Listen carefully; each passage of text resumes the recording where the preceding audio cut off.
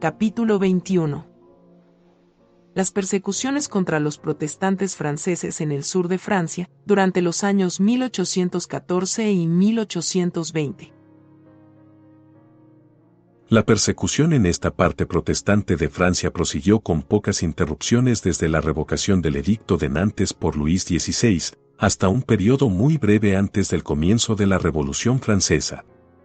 En el año 1785, Mr. Rebaud Saint-Étienne y el célebre Mr. de Lafayette fueron de las primeras personas en interesarse ante la corte de Luis VI para eliminar el azote de la persecución contra esta sufriente gente, los habitantes del sur de Francia. Tal era la oposición de parte de los católicos y de los cortesanos, que no fue hasta el final del año 1790 que los protestantes se vieron libres de sus alarmas. Antes de esto, los católicos, en particular en Nimes, habían recurrido a las armas. Nimes había presentado un terrible espectáculo. Hombres armados corriendo por todas partes de la ciudad, disparando desde las esquinas y atacando a todos los que encontraban, con espadas y horcas. Un hombre llamado Stuck fue herido y echado al acueducto Baudon, cayó bajo los repetidos golpes de bayonetas y sables, y su cuerpo fue echado también al agua. Boucher, un joven de solo 17 años de edad, fue muerto de un disparo mientras miraba desde su ventana. 3 electores fueron heridos, uno de ellos de consideración, otro elector fue herido, y otro escapó a la muerte declarando varias veces que era católico. Un tercero recibió 3 heridas de sable, y fue llevado a su casa terriblemente mutilado. Los ciudadanos que huían eran detenidos por los católicos en los caminos y obligados a dar prueba de su religión antes de concedérseles la vida. Mr. y Madame Bogue estaban en su casa de campo que los fanáticos forzaron, y mataron a ambos, destruyendo su vivienda. Blacher, un protestante de 70 años, fue despedazado con una hoz. Al joven Pierre, que llevaba unos alimentos a su hermano, le preguntaron: ¿católico o protestante? Al responder protestante, uno de aquellos monstruos disparó contra el chico, que al instante cayó muerto. Uno de los compañeros del asesino le dijo: igual podrías haber matado un cordero. He jurado, repuso el otro, matar a 4 protestantes como mi parte, y este contará como uno de ellos. Sin embargo, como estas atrocidades llevaron a las tropas a unirse en defensa del pueblo, cayó una terrible venganza sobre el partido católico que había tomado armas, lo cual, junto con otras circunstancias, como la tolerancia ejercida por Napoleón Bonaparte, los refrenó totalmente hasta el año 1814, cuando el inesperado regreso del antiguo régimen volvió a unirlos bajo las antiguas banderas. La llegada del rey Luis VIII a París. Esta llegada se supo en Nimes el 13 de abril de 1814. Al cabo de un cuarto de hora se veía por todas partes la escarapela blanca. Ondeaba la bandera blanca en los edificios públicos, en los espléndidos monumentos de la antigüedad e incluso en la torre de Mangé, fuera de las murallas de la ciudad. Los protestantes, cuyo comercio había sufrido durante la guerra, estuvieron entre los primeros en unirse al regocijo general y en enviar su adhesión al Senado y al cuerpo legislativo, y varios de los departamentos protestantes enviaron mensajes al trono, pero desafortunadamente Mr. Froment estaba de nuevo en Nimes en aquel tiempo, con muchos fanáticos dispuestos a seguirle, y la ceguera y la furia del siglo XVI rápidamente tomaron el lugar de la filantropía del siglo XIX. En el acto se trazó una línea de distinción entre personas de diferentes persuasiones religiosas. El espíritu de la antigua Iglesia católica era de nuevo regular. La parte que cada uno hubiera de tener de estima y de seguridad.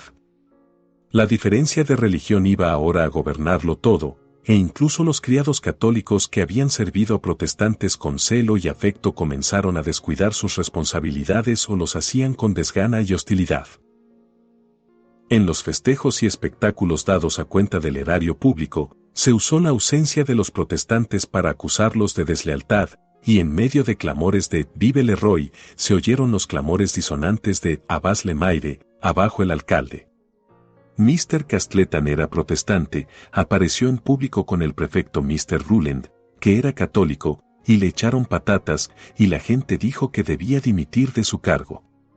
Los fanáticos de Nimes lograron incluso que se presentara un mensaje al rey, en el que decían que en Francia solo debía haber un Dios, un rey y una fe. En esto fueron imitados por los católicos de varias ciudades. La historia del niño de plata.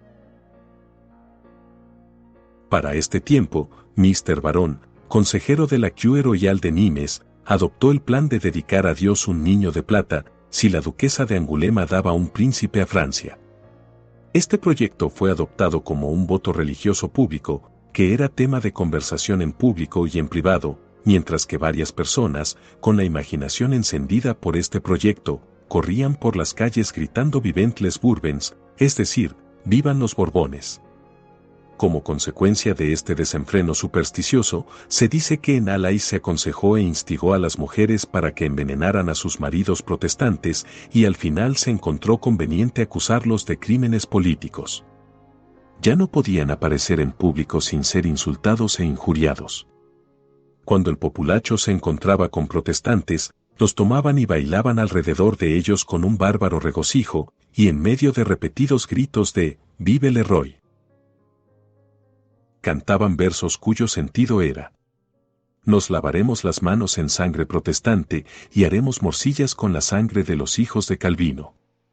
Los ciudadanos que salían a los paseos buscando aire y frescura fuera de las callejas cerradas y sucias eran ahuyentados con gritos de «Vive le Roy!», como si aquellos gritos pudieran justificar todos los excesos. Si los protestantes hacían referencia al estatuto, se les aseguraba sin ambajes que de nada les serviría y que solo habían conseguido asegurar más su efectiva destrucción. Se oyó a personas de rango decir en público: se tiene que matar a todos los hugonotes, esta vez se debe matar a sus hijos, para que no quede nadie de esta maldita raza. Es cierto, con todo, que no eran asesinados, sino tratados con crueldad. Los niños protestantes no podían ya mezclarse en los juegos con los católicos y ni siquiera se les permitía aparecer sin sus padres. Al oscurecer, las familias se encerraban en sus apartamentos, pero incluso entonces se lanzaban piedras contra sus ventanas. Cuando se levantaban por la mañana, no era inusual encontrar dibujos de orcas en sus puertas o paredes, y en las calles los católicos sostenían cuerdas ya enjabonadas delante de sus ojos, señalando a los instrumentos con los que esperaban y tramaban acabar con ellos. Se pasaban pequeñas orcas o modelos de las mismas, y un hombre que vivía delante de uno de estos pastores exhibió uno de estos modelos en su ventana y hacía signos bien significativos cuando pasaba el ministro. También colgaron en un cruce de caminos públicos una figura representando a un predicador protestante, y cantaban los más atroces cánticos debajo de su ventana. Hacia el final del carnaval se había incluso formado el plan de hacer una caricatura de 4 ministros del lugar y quemados en efigie, pero esto fue impedido por el alcalde de Nimes, que era protestante. Una terrible canción fue presentada al prefecto, en la lengua de la región, con una traducción falsa, e impresa con su aprobación, y tuvo mucha aceptación antes que él se diera cuenta del error al que había sido llevado. El 63º Regimiento de Línea fue públicamente censurado e insultado por haber protegido a los protestantes en cumplimiento de las órdenes recibidas. De hecho, los protestantes parecían ovejas destinadas al matadero. Las armas católicas en Beaucaire. En mayo de 1815, muchas personas de Nimes pidieron una asociación federativa similar a la de Lyon, Grenoble, París, Aviñón y Montpellier, pero esta federación acabó aquí tras una efímera e ilusoria existencia de 14 días.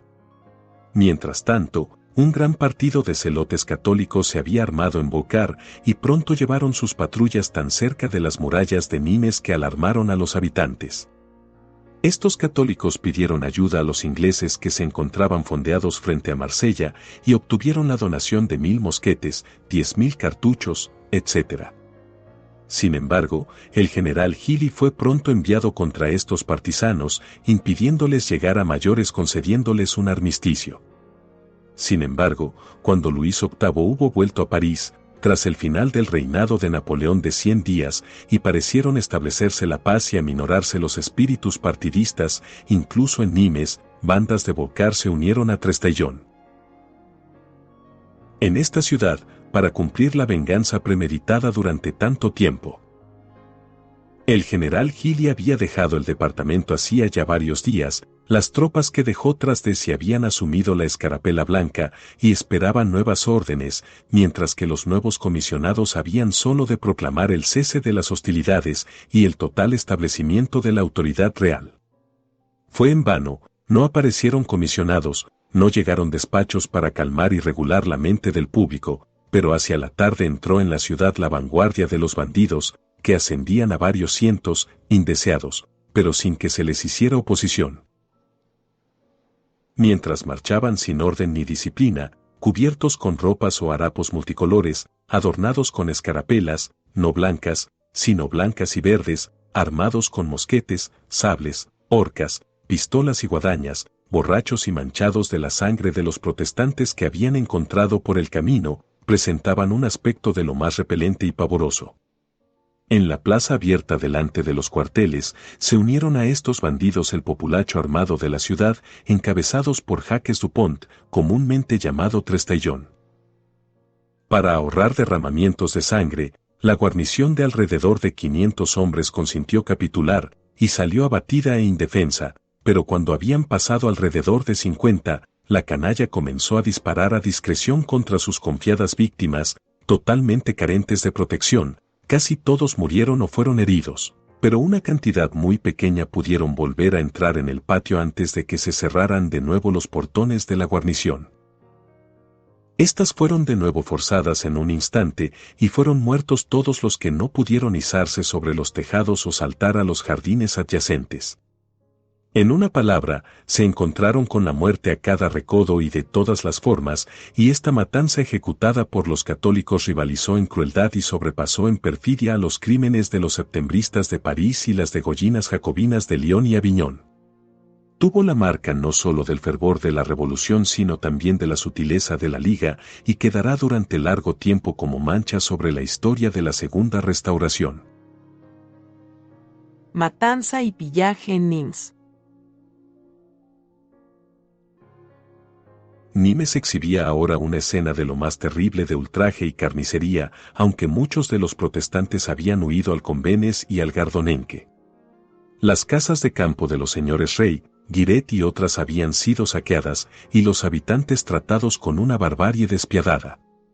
Dos partidos habían saciado sus salvajes inclinaciones en la granja de Madame Frat. El primero, tras comer, beber y romper el mobiliario, anunció la llegada de sus camaradas, en comparación con los cuales, dijeron, a ellos los considerarían misericordiosos. Quedaron 3 hombres y una anciana en el lugar. Al ver llegar a la segunda compañía, 2 de los hombres huyeron. ¿Eres católica?, le preguntaron 2 de los bandidos a la anciana. Sí, respondió ella. Entonces le dijeron, repite tu pater y tu ave. Aterrorizada como estaba, vaciló, y en el acto le dieron un culatazo con un mosquete. Al volver en sí, huyó de la casa, pero se encontró con Ladet, el viejo valet de Femme, que traía una ensalada que sus atacantes le habían ordenado preparar. En vano trató de persuadirle para que huyera. ¿Eres protestante?, le preguntaron. Sí, respondió el viejo. Descargándole un mosquete encima, cayó herido, pero no muerto. Para consumar su obra, aquellos monstruos encendieron un fuego con paja y tablones, echaron a su víctima aún viva en las llamas, y lo dejaron morir en las más atroces agonías. Luego se comieron la ensalada, la tortilla, etc. Al siguiente día, algunos trabajadores, viendo la casa abierta y abandonada, entraron, y descubrieron el cuerpo medio consumido de Ladet. El prefecto de Gard, Mr. Darbaud Hughes, tratando de paliar los crímenes de los católicos, tuvo la audacia de afirmar que Ladet era católico, pero esto fue contradicho públicamente por 2 de los pastores de Nimes. Otra partida cometió un terrible asesinato en Saint-Césaire, matando a Imbert Laplume, marido de Susan Chivas. Lo encontraron al volver de trabajar en los campos. El cabecilla le prometió perdonarle la vida, pero insistió en que debía llevarlo a la cárcel de Nimes. Viendo, sin embargo, que los de la partida estaban decididos a matarle, asumió su carácter natural, y siendo un hombre fuerte y valiente, se adelantó y exclamó: «Vosotros sois unos bandidos. ¡Fuego!». 4 de ellos dispararon y él cayó, pero no muerto, y mientras estaba aún con vida le mutilaron el cuerpo, y luego, pasando una cuerda a su alrededor, lo arrastraron, atado a un cañón del que se habían apoderado. No fue hasta después de 8 días que sus parientes supieron de su muerte. 5 personas de la familia de Chivas, todos ellos casados y padres de familia, fueron muertos en el curso de pocos días. El inmisericorde trato de las mujeres, en esta persecución en Nimes, fue de tal naturaleza que habría ofendido a cualesquiera salvajes que hubieran sabido de ello. Las viudas Ribbit y Bernard fueron obligadas a entregar enormes cantidades de dinero. La casa de la señora Lecointe fue devastada y sus bienes destruidos. La señora F. Didier vio su vivienda saqueada y casi arrasada hasta el ras de la tierra. Una partida de estos fanáticos visitó a la viuda Perrin, que vivía en una pequeña granja en los molinos de viento. Tras cometer todo tipo de devastaciones, atacaron incluso el camposanto, que contenía los muertos de la familia. Sacaron los ataúdes y desparramaron su contenido por campos colindantes. En vano recogió esta ultrajada viuda los huesos de sus antepasados para volverlos a poner en su lugar, de nuevo los exhumaron, finalmente, después de varios inútiles intentos, quedaron desparramados sobre la superficie de los campos. Decreto regio en favor de los perseguidos. Por fin fue recibido en Nimes el decreto de Luis VIII que anulaba todos los poderes extraordinarios conferidos ya por el rey, por los príncipes o agentes subordinados, y las leyes iban ahora a ser administradas por los órganos regulares, y llegó un nuevo prefecto para ponerlas en vigor. Pero a pesar de las proclamaciones, la obra de destrucción, detenida por un momento, no fue abandonada, sino que pronto fue reanudada con renovado vigor y efecto. El 30 de julio, Jacques Combe, padre de familia, fue muerto por algunos de la Guardia Nacional de Rousseau, y el crimen fue tan público que el comandante de la partida devolvió a la familia el libro de notas de bolsillo y los papeles del fallecido. Al día siguiente multitudes amotinadas llenaron la ciudad y sus suburbios, amenazando a los pobres aldeanos, y el 1 de agosto los mataron sin oposición. Por el mediodía de aquel mismo día, 6 hombres armados, encabezados por Trupemi, el carnicero, rodearon la casa de Manou, un carpintero. 2 de la partida, que eran herreros, habían estado trabajando en la casa el día antes y habían visto a un protestante que se había refugiado allí. Era Mr. Bourillon, que había sido teniente del ejército y que se había retirado con una pensión. Era hombre de excelente carácter, pacífico e inofensivo, y nunca había servido al emperador Napoleón. Se lo tuvieron que señalar a Trupemi, que no lo conocía, mientras compartía el frugal desayuno con la familia. Trupemi le ordenó que fuera con él, añadiendo: «Tu amigo Saucine ya está en el otro mundo». Trupemi lo puso en medio de su tropa, y arteramente le ordenó que gritara Vive y Empereur, lo cual rehusó, añadiendo que nunca había servido al emperador. En vano las mujeres y los niños de la casa intercedieron por su vida, encomiando sus gentiles y virtuosas cualidades. Fue llevado a la esplanade, y luego tiroteado, primero por Trupemi, y luego por los demás. Varias personas se acercaron, atraídas por el ruido de los disparos, pero fueron amenazadas con una suerte similar. Después de un cierto tiempo se fueron los bandidos, al grito de «Vive Leroy». Algunas mujeres se encontraron con ellos, y al ver a una de ellas dolorida, le dijo Trupemi: «Hoy he matado a 7, y tú, si dices una palabra, serás la 8ª». Pierre Courbat, un tejedor, fue arrancado de su telar por una banda armada, y muerto de un tiro en su propia puerta. Su hija mayor fue abatida con la culata de un mosquete, y a su mujer le tuvieron puesto un puñal junto al pecho mientras los bandidos saqueaban su vivienda.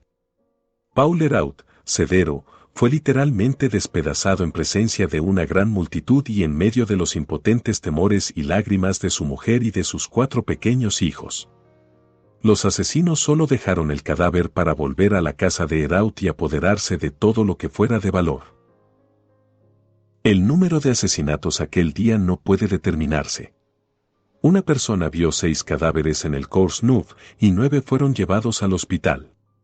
Si algún tiempo después los asesinatos se hicieron menos frecuente por algunos días, el pillaje y las contribuciones obligatorias fueron impuestos activamente. Mr. Salle de Hombro fue despojado, en varias visitas, de 7.000 francos. En una ocasión, cuando adució los grandes sacrificios que había hecho, el bandido le dijo, señalando a su pipa: «Mira, le pondré fuego a tu casa, y con eso», dijo, blandiendo la espada, «acabaré contigo». Ante estos argumentos no cabía discusión alguna. Mr. Filane, fabricante de sedas, fue despojado de 32.000 francos oro, de 3.000 francos plata, y de varias balas de seda. Los pequeños tenderos estaban continuamente expuestos a visitas y exigencias de provisiones, de tejidos o de cualquier cosa que vendieran. Y las mismas casas que incendiaban las casas de los ricos y destrozaban las vides de los agricultores destrozaban los telares del tejedor y robaban las herramientas del artesano. La desolación reinaba en el santuario y en la ciudad.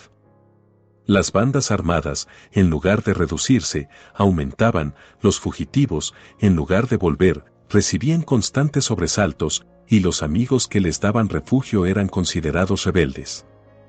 Los protestantes que se quedaron fueron privados de todos sus derechos civiles y religiosos, e incluso los abogados y alguaciles tomaron la resolución de excluir a todos los de la pretendida religión reformada de sus cuerpos.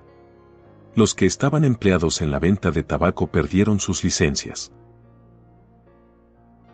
Los diáconos protestantes encargados de los pobres fueron todos esparcidos. De 5 pastores solo quedaron 2, uno de ellos se vio obligado a cambiar de residencia y solo podía aventurarse a administrar los consuelos de la religión o a llevar a cabo las funciones de su ministerio bajo el manto de la noche. No satisfechos con estos tipos de tormento, publicaciones calumniosas y enardecedoras acusaron a los protestantes de levantar la proscrita bandera de las comunas y de invocar al caldo Napoleón, y naturalmente como siendo indignos de la protección de las leyes y del favor del monarca. Después de esto, cientos de ellos fueron arrastrados a la cárcel sin siquiera una sola orden escrita, y aunque un diario oficial, llevando el título de Journal du Gard, fue establecido por 5 meses, mientras estuvo influenciado por el prefecto, el alcalde y otros funcionarios, la palabra estatuto no fue mencionada una sola vez en él.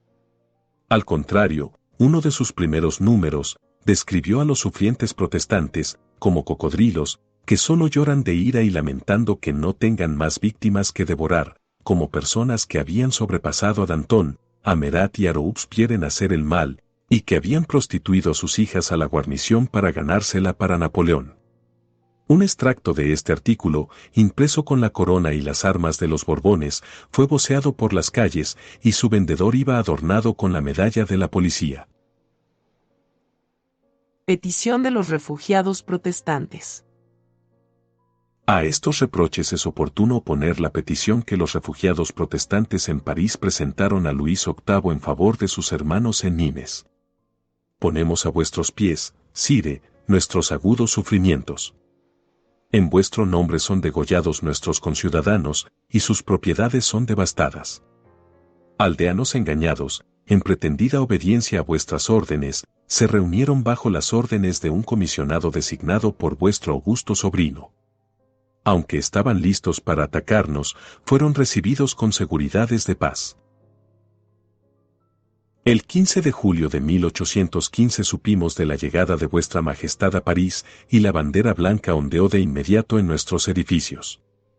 La tranquilidad pública no había sido perturbada cuando entraron campesinos armados. La guarnición capituló, pero fueron asaltados al retirarse y fueron muertos casi todos.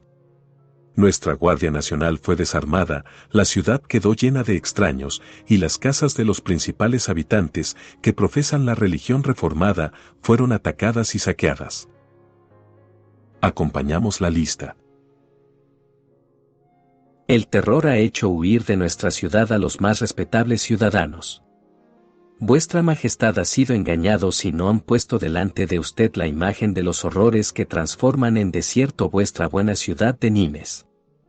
De continuo tienen lugar proscripciones y arrestos, y la verdadera y única causa es la diferencia de opiniones religiosas. Los calumniados protestantes son los defensores del trono. Vuestro sobrino ha visto a nuestros hijos bajo sus banderas, nuestras fortunas han sido puestas en sus manos. Atacados sin razón, los protestantes no han dado, ni siquiera por una justa resistencia, el fatal pretexto a la calumnia de parte de sus enemigos. Salvadnos, Sire.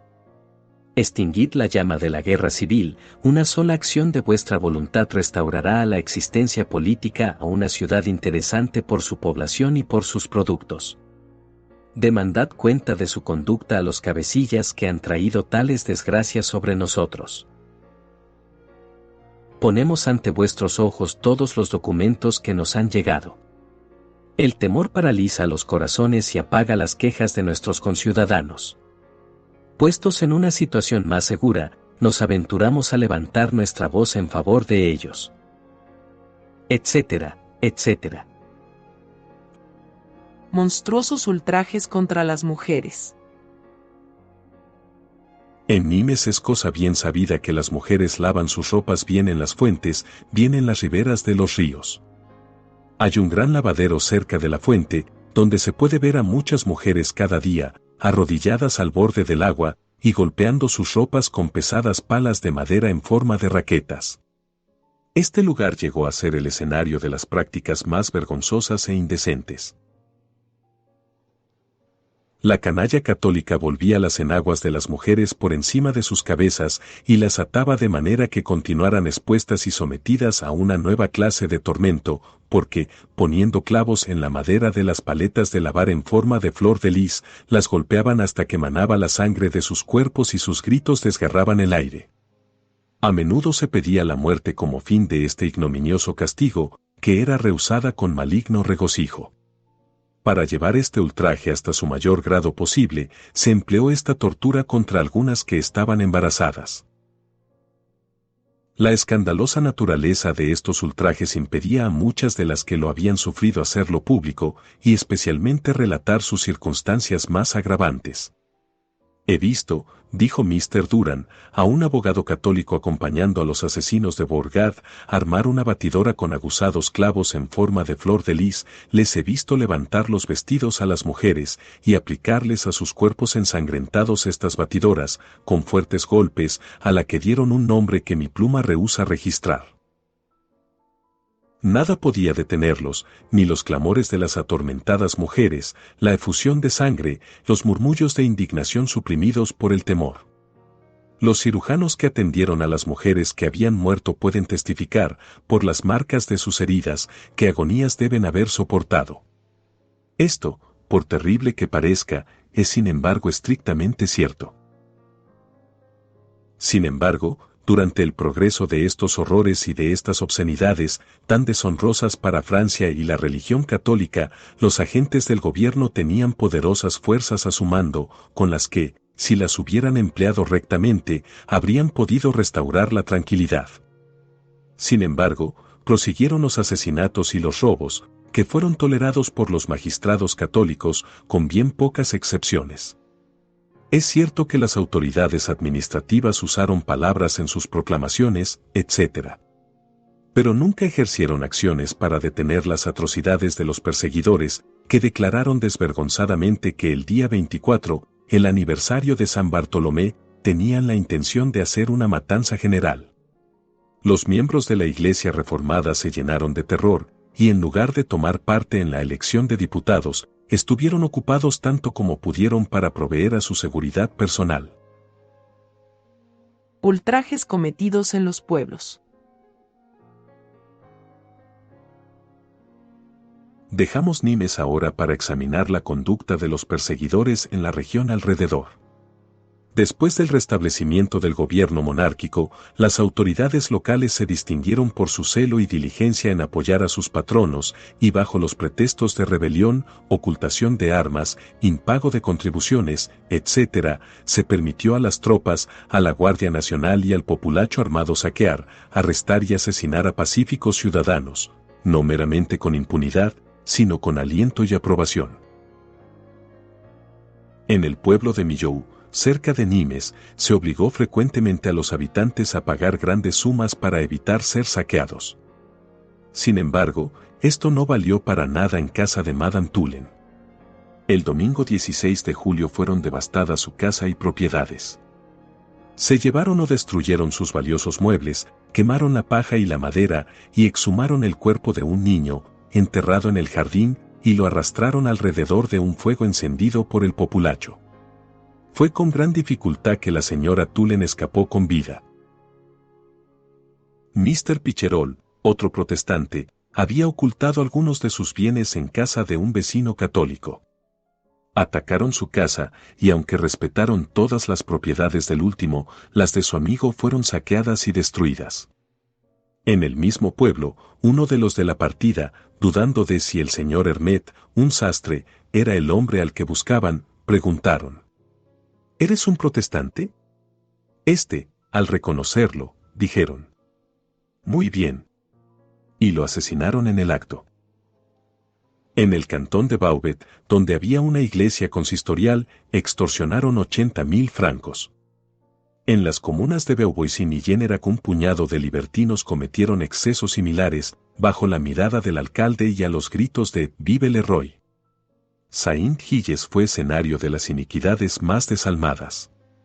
Los protestantes, los más ricos de los habitantes, fueron desarmados, mientras sus casas eran saqueadas. Apelaron al alcalde, pero éste se rió y se fue.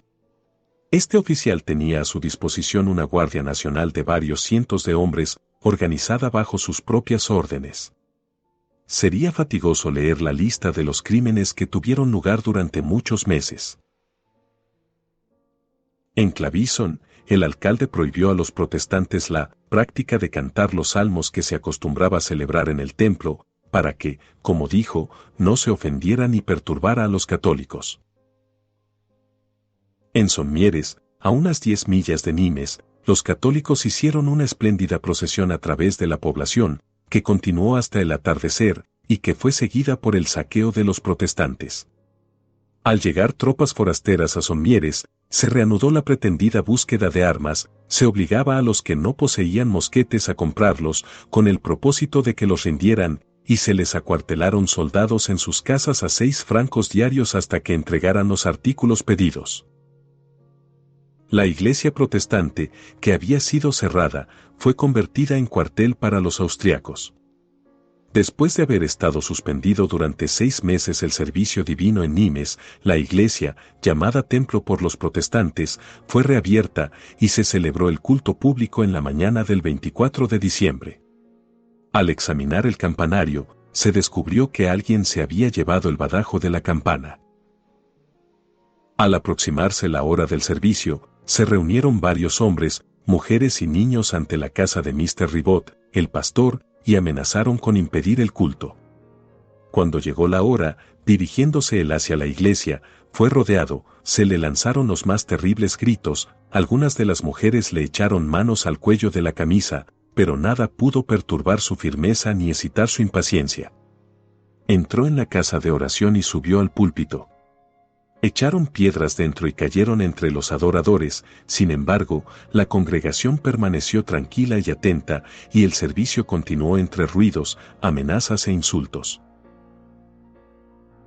Al salir, muchos habrían sido muertos si no hubiera sido por los cazadores de la guarnición, que los protegieron honrosa y celosamente. Poco después el señor Ribot recibió la siguiente carta del capitán de los cazadores. Lamento profundamente los prejuicios de los católicos contra los protestantes, de los cuales dicen que no aman al rey. Seguid actuando como lo habéis hecho hasta ahora, y el tiempo y vuestra conducta contradecirán de lo contrario a los católicos. Si tuviera lugar algún tumulto similar al del sábado, informadme.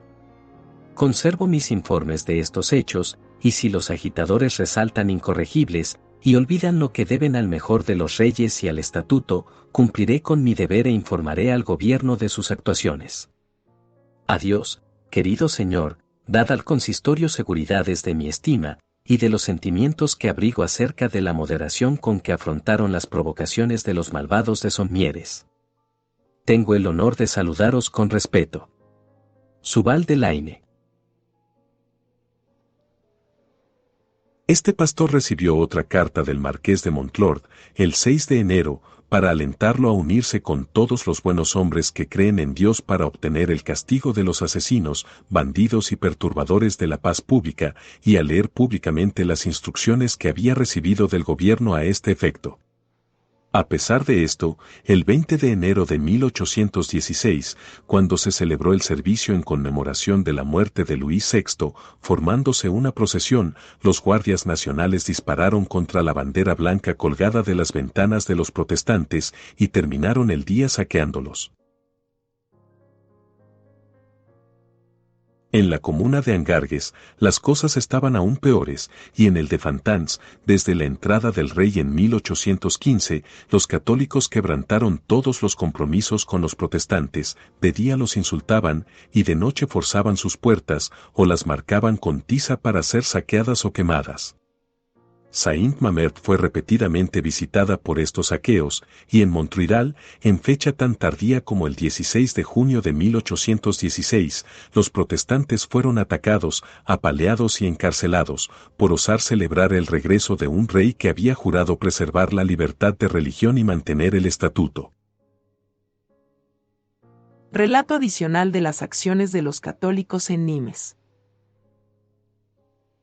Los excesos perpetrados en el campo no parecen haber desviado en absoluto de Nimes la atención de los perseguidores. El mes de octubre del año 1815 comenzó sin mejora alguna en los principios o medidas del gobierno, y esto fue seguido por una presunción correspondiente por parte del pueblo. Varias casas en el barrio de Saint-Charles fueron saqueadas, y sus ruinas quemadas en las calles entre cantos, danzas y gritos de «Vive le Roi», es decir, «Viva el Rey». Apareció el alcalde, pero la multitud pretendió no conocerle, y cuando se atrevió a reprenderlos, le dijeron que su presencia era innecesaria y que se podía retirar.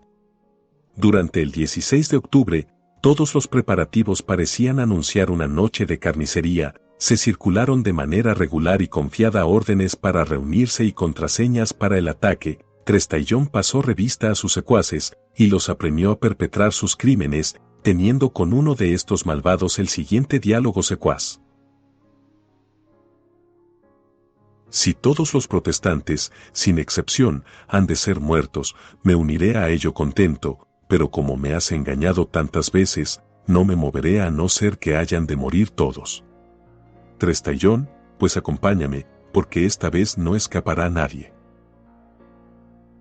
Este horrendo propósito habría sido llevado a cabo si no hubiera sido por el general Lagarde, comandante del departamento.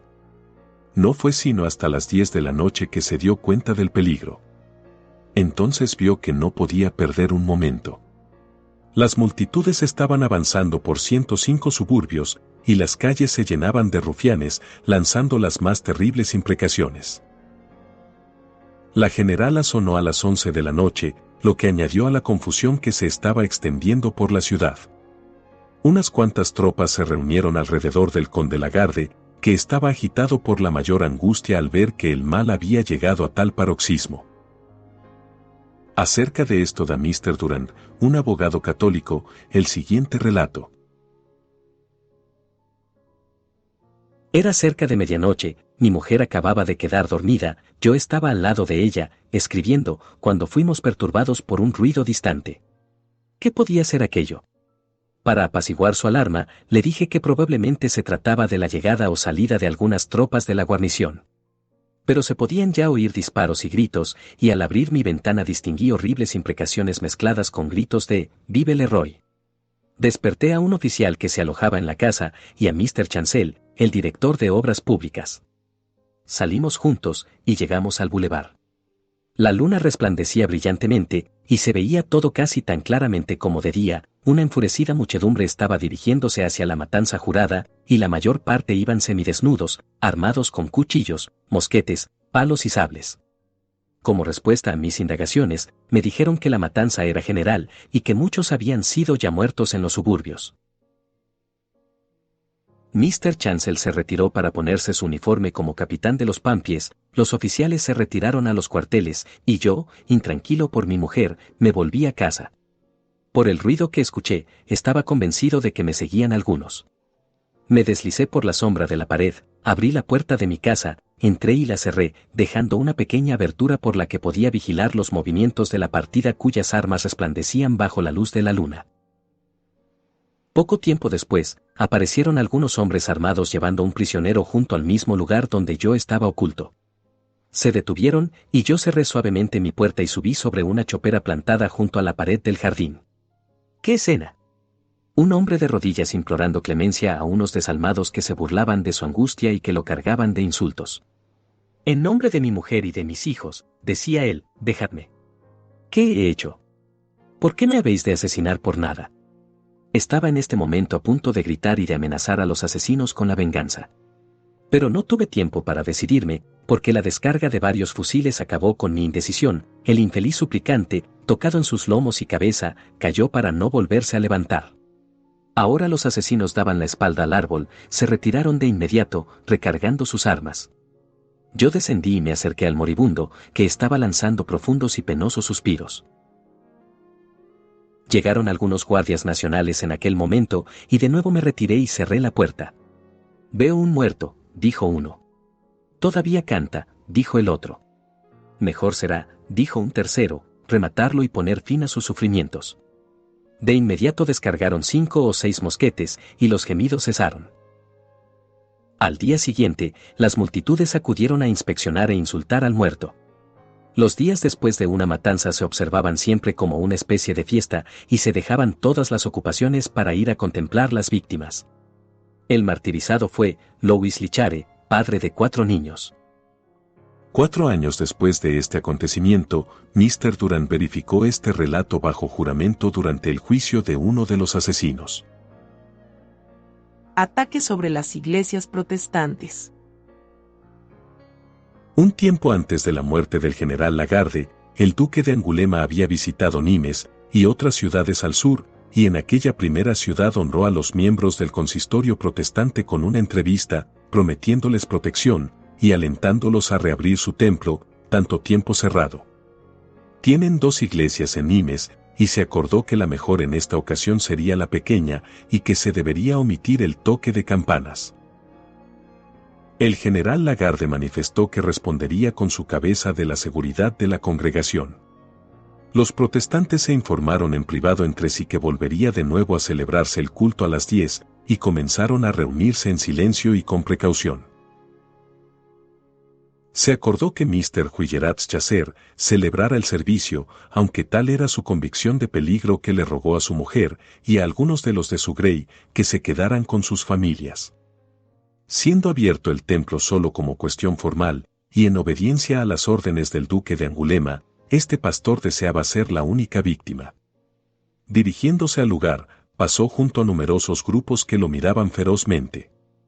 Esta es la oportunidad, dijo uno, de darles el último golpe.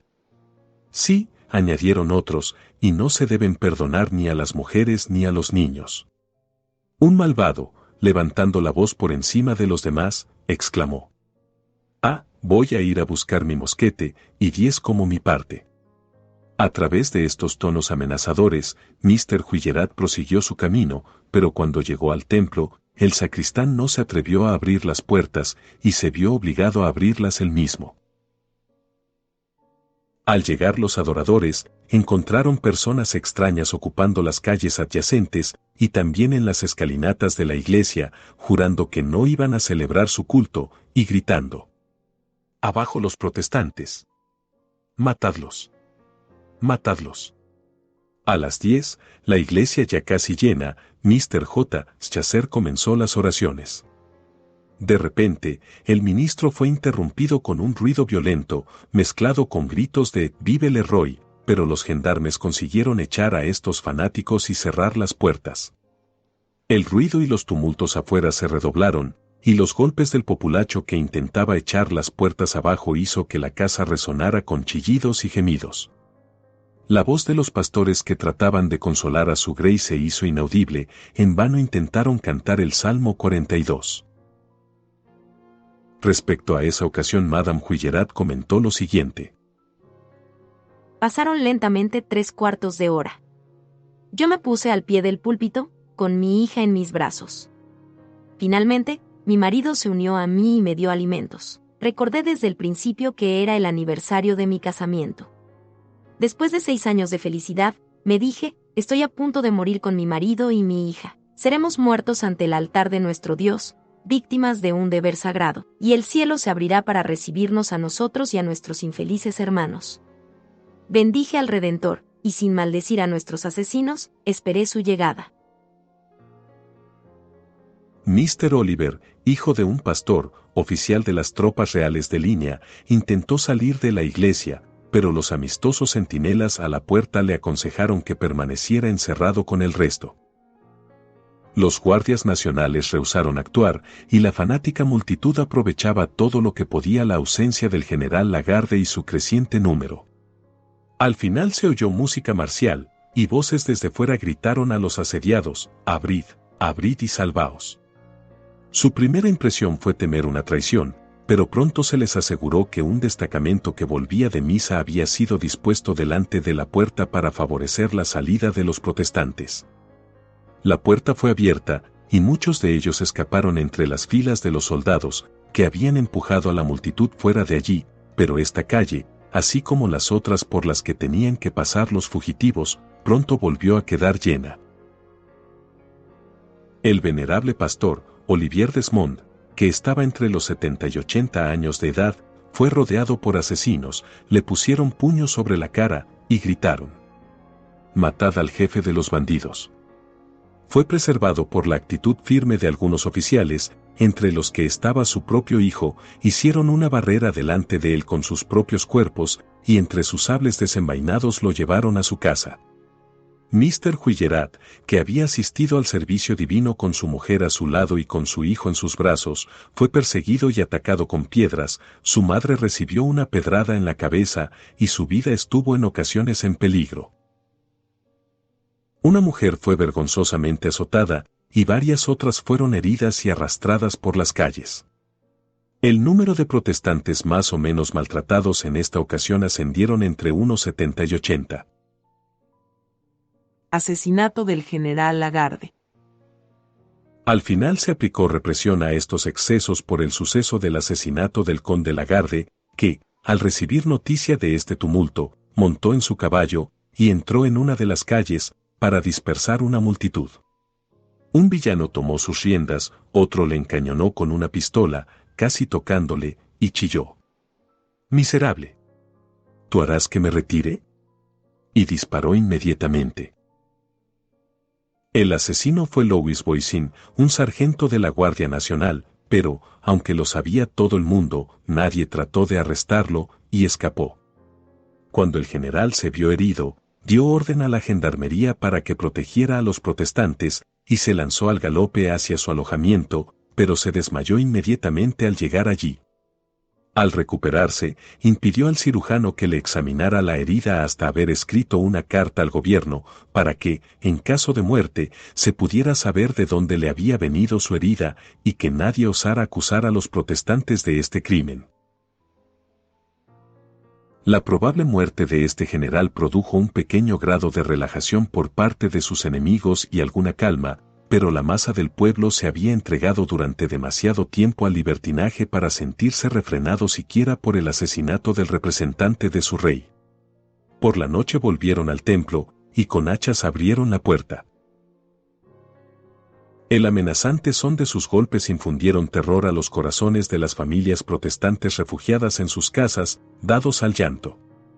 El contenido de la caja de limosnas fue robado, y también las ropas preparadas para su distribución, los ropajes del ministro fueron destrozados, los libros fueron rotos o llevados, las estancias fueron saqueadas, pero las habitaciones que contenían los archivos de la iglesia y los sínodos fueron providencialmente pasadas por alto, Y si no hubiera sido por las muchas patrullas a pie, todo hubiera sido pasto de las llamas, y el edificio mismo un montón de ruinas. Mientras tanto, los fanáticos adscribieron el crimen del general a su propia devoción, y dijeron que era la voluntad de Dios. Se ofrecieron 3.000 francos por la captura de Voisin, pero se sabía bien que los protestantes no osarían capturarlo, y que los fanáticos no querrían. Durante estos acontecimientos, el sistema de conversiones forzadas al catolicismo estaba progresando de una manera regular y temible. Interferencia del gobierno británico. Para crédito de Inglaterra, el conocimiento de estas crueles persecuciones llevadas a cabo contra nuestros hermanos protestantes en Francia produjo tal sensación en el gobierno que los llevó a intervenir. Y ahora los perseguidores de los protestantes transformaron este acto espontáneo de humanidad y piedad en pretexto para acusar a los sufrientes de correspondencia traidora con Inglaterra, pero en este estado de acontecimientos, para gran desmayo de ellos, apareció una carta, enviada hacía algún tiempo a Inglaterra por el duque de Wellington, diciendo que existía mucha información acerca de los acontecimientos del sur. Los ministros de las 3 denominaciones en Londres, anhelantes por no ser mal informados, pidieron a uno de sus hermanos que visitara las escenas de persecución y que examinara con imparcialidad la naturaleza y extensión de los males que deseaban aliviar. El reverendo Clement Perrot emprendió esta difícil tarea y cumplió sus deseos con un celo, una prudencia y una devoción totalmente encomiables. A su regreso proveyó abundantes e irrefutables pruebas de una vergonzosa persecución, materiales para una apelación al Parlamento británico y un informe impreso que fue circulado por el continente y que por primera vez dio una correcta información a los habitantes de Francia. Se vio ahora que la intervención extranjera era de enorme importancia y las declaraciones de tolerancia que suscitó en el gobierno de Francia, así como la actuación más cuidadosa de los perseguidores católicos, operó como reconocimientos decisivos e involuntarios de esta interferencia, que algunas personas al principio censuraron y menospreciaron. Interferencia que manifestada en la dura voz de la opinión pública en Inglaterra y en otros lugares, produjo una correspondiente suspensión de la matanza y del pillaje. Sin embargo, los asesinos y saqueadores quedaban aún sin castigar e incluso eran aclamados y premiados por sus crímenes, y mientras que los protestantes en Francia sufrían las penas y castigos más crueles y degradantes por insignificantes faltas, los católicos, teñidos de sangre y culpables de numerosos y horrendos asesinatos, eran absueltos. Quizá la virtuosa indignación expresada por algunos de los más ilustrados católicos contra estos abominables procedimientos tuvieron una parte no pequeña en refrenarlos. Muchos protestantes inocentes habían sido condenados a galeras, o habían sido castigados de otras maneras, por supuestos crímenes basados en declaraciones bajo juramento de desalmados sin principios ni temor de Dios. Mr. Mathieu de Montgau, juez de la Cour Royal de Nîmes y presidente del Tribunal de Garde y Vaucluse, se sintió obligado en una ocasión a levantar la sesión antes de aceptar el testimonio de un monstruo sanguinario tan notorio como Trupemi. A continuación, escucharán el testimonio narrado por este magistrado. En una sala del Palacio de Justicia delante de aquella en la que yo me sentaba, varias desafortunadas personas perseguidas por la facción estaban siendo juzgadas, y cada testimonio tendiendo a su condena era aplaudida con gritos de «Vive le Roi». 3 veces se hizo tan terrible la explosión de este terrible gozo que fue necesario llamar refuerzos de los cuarteles, y 200 soldados eran a menudo insuficientes para refrenar a la multitud. De repente redoblaron los gritos y clamores de «Vive le Roi». Llegaba un hombre, vitoreado, aplaudido, llevado en punto suspensivo, era el terrible Trupemi. Se acercó al tribunal. Había venido a testificar contra los prisioneros. Fue admitido como testigo. Levantó la mano para que le tomaran juramento. Sobrecogido de horror ante aquel espectáculo, me precipité fuera de mi asiento y entré en la sala de consejo. Me siguieron mis colegas, en vano me quisieron persuadir para que volviera a mi asiento. No, exclamé, No voy a consentir que este miserable sea admitido para dar testimonio ante una corte de justicia en la ciudad a la que ha llenado de asesinatos, en el palacio, en cuyas escalinatas ha asesinado al desafortunado Burillon. No puedo admitir que mate a sus víctimas con sus testimonios como con su puñal. Él un acusador. Él, testigo. No, jamás consentiré que este monstruo se levante en presencia de magistrados para dar un juramento sacrílego, con sus manos aún teñidas de sangre. Estas palabras fueron repetidas fuera de la puerta, los testigos temblaron, los facciosos temblaron también, los facciosos que guiaban la lengua de Trupemi como habían guiado su brazo, que le dictaban calumnia tras haberle enseñado a asesinar. Estas palabras penetraron en los calabozos de los condenados e inspiraron esperanza, dieron a otro valiente abogado la resolución de asumir la causa de los perseguidos, llevó las oraciones de inocencia y desgracia al pie del trono, allí preguntó si la evidencia de un Trupemi no era suficiente para anular una sentencia. El rey concedió un perdón pleno y libre. Resolución final de los protestantes en Nimes. Con respecto a la conducta de los protestantes, estos ciudadanos tan perseguidos, llevados a un extremado sufrimiento por sus perseguidores, sintieron al final que solo les quedaba escoger la manera de morir. Decidieron unánimemente que morirían luchando en defensa propia. Esta firme actitud hizo ver a sus perseguidores que ya no podrían asesinar impunemente. Todo cambió de inmediato. Aquellos que durante 4 años habían llenado a otros con terror, ahora lo sintieron ellos. Temblaban ante la fuerza que hombres, tanto tiempo resignados, hallaban en la desesperación, y su alarma se intensificó cuando supieron que los habitantes de las Cevennes, convencidos del peligro en que se hallaban sus hermanos, estaban dirigiéndose allí en auxilio de ellos. Pero, sin esperar la llegada de estos refuerzos, los protestantes aparecieron de noche en el mismo orden y armados de la misma manera que sus enemigos. Los otros desfilaban por los boulevards, con su usual ruido y furia, pero los protestantes se quedaron callados y firmes en los puestos que habían tomado. 3 días continuaron estos peligrosos y ominosos encuentros, pero se impidió el derramamiento de sangre por los esfuerzos de algunos dignos ciudadanos distinguidos por su rango y fortuna. Al compartir los peligros de la población protestante, obtuvieron el perdón para un enemigo que ahora temblaba mientras amenazaba. Fin del capítulo 21. Si fue de bendición para ti este audiolibro, apoya al canal dándole me gusta, suscribiéndote y activando la campanita para recibir notificaciones del siguiente capítulo. Les recordamos que también pueden escuchar los audios en iVoox y Spotify. Hasta la próxima. Que Dios les bendiga.